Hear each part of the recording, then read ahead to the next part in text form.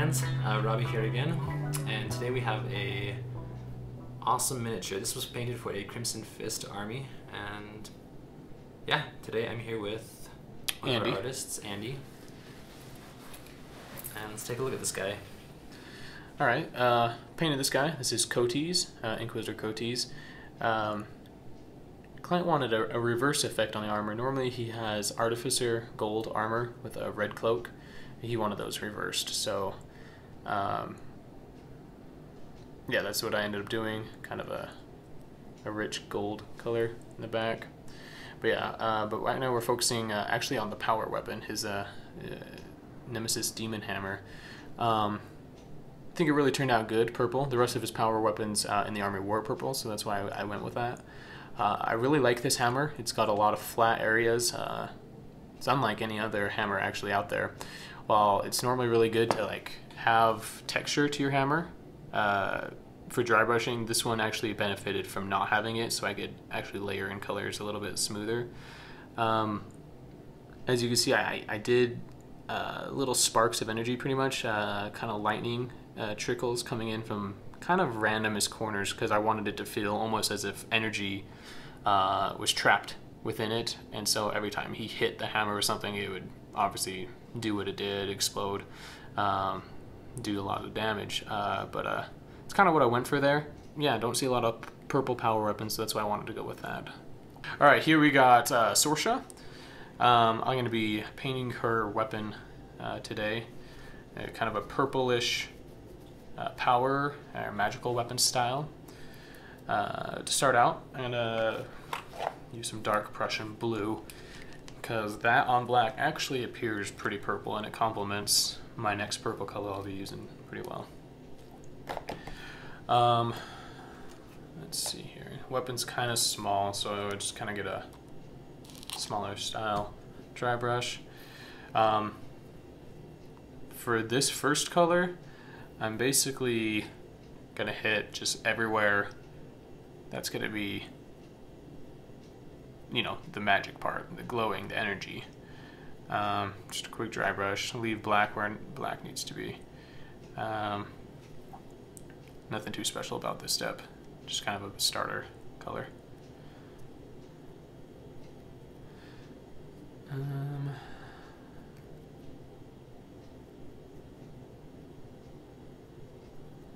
Oh. All right. Again, to my purples, I'm going to be using, I believe it's royal purple. Yeah. It's going to be my main color. And with the style I'm going to do, it's actually, I guess you could call it focused or precision dry brushing. But it's not your normal just like stuff. It's you kind of want to drag the brush in a specific direction of where you want to get the energy from. So I'm going to load this up.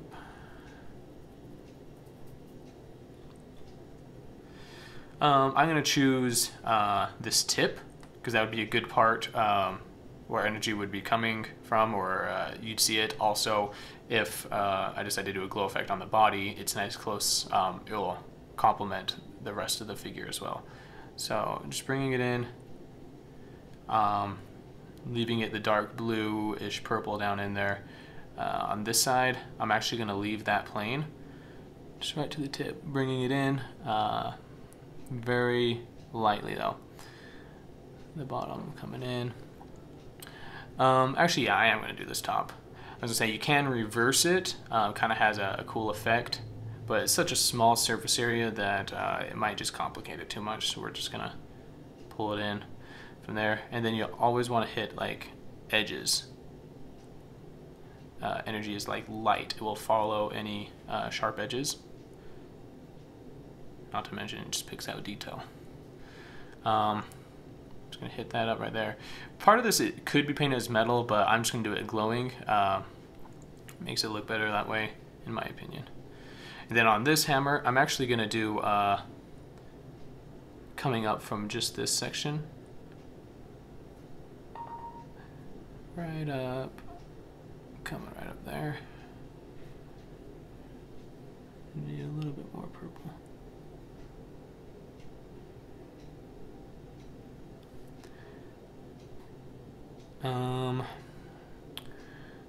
And then let's maybe do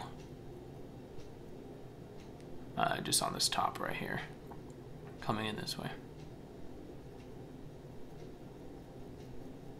But when it changes directions, it shows almost as if, almost as like a kind of a glassy effect, to where it's not just like this highlighted purple metal. It shows like energy within the painting.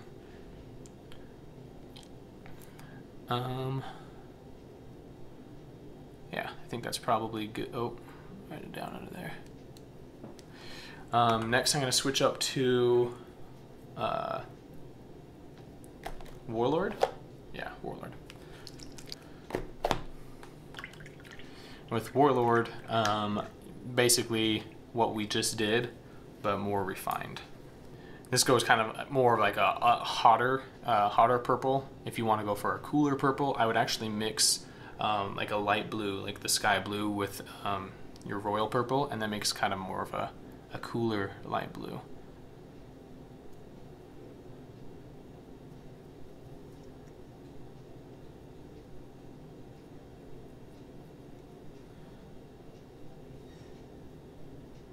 Yeah, especially on these spikes, you only want to hit the tips. This step is one of those less is more kind of ideas.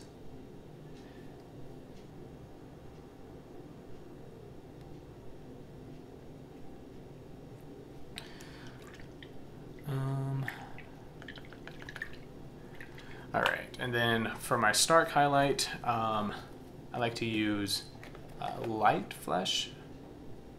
Yeah, light flesh. It's kind of the white to purple without losing the richness of the color. And this one you almost just want to edge. Just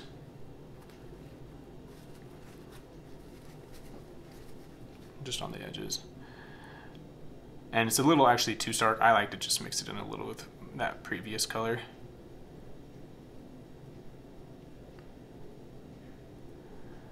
There we go.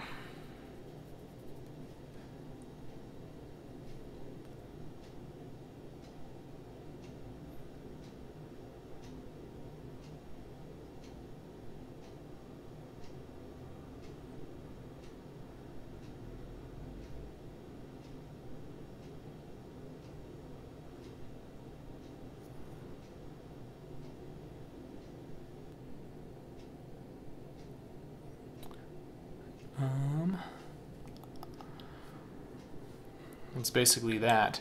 If you want to take it up one more level, what I like to do is just get a detail brush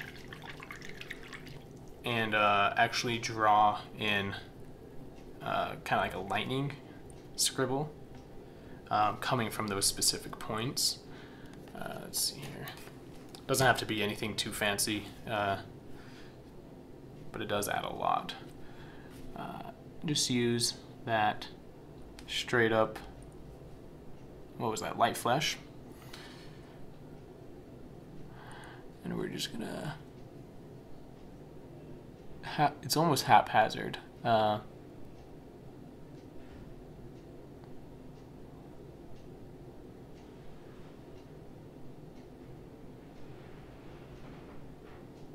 Don't have a lot of surface area on this, so you don't really get to do too much. But then where it reaches the end right there, hit that up with the very brightest.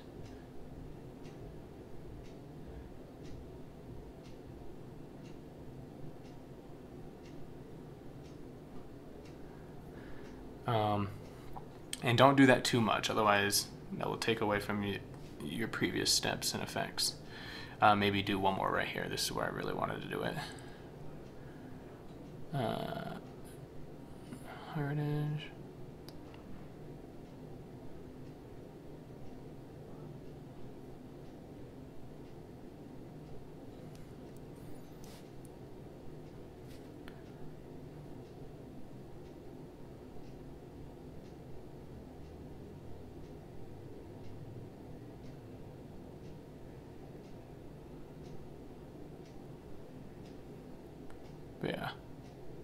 almost kind of lightning hammer-ish from 40K. But yeah, if I had more surface area, this is kind of small and very angled. I'd kind of want to do that on opposite sides, like almost like a cube effect.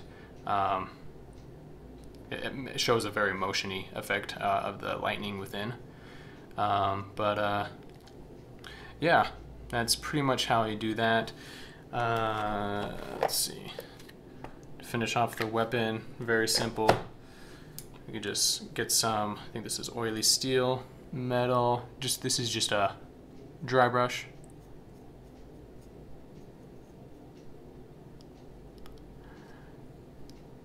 Then I'll let that dry before I do my next step. And then for the actual handle, we'll do maybe like a almost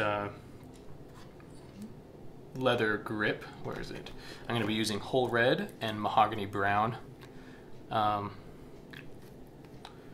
You just flat brush the whole red in over the black. And there's like grooves and stuff. I don't know if it's leather. I don't think it'd be rubber, but like that kind of handle-ish. And it helps break up the handle as well of the staff.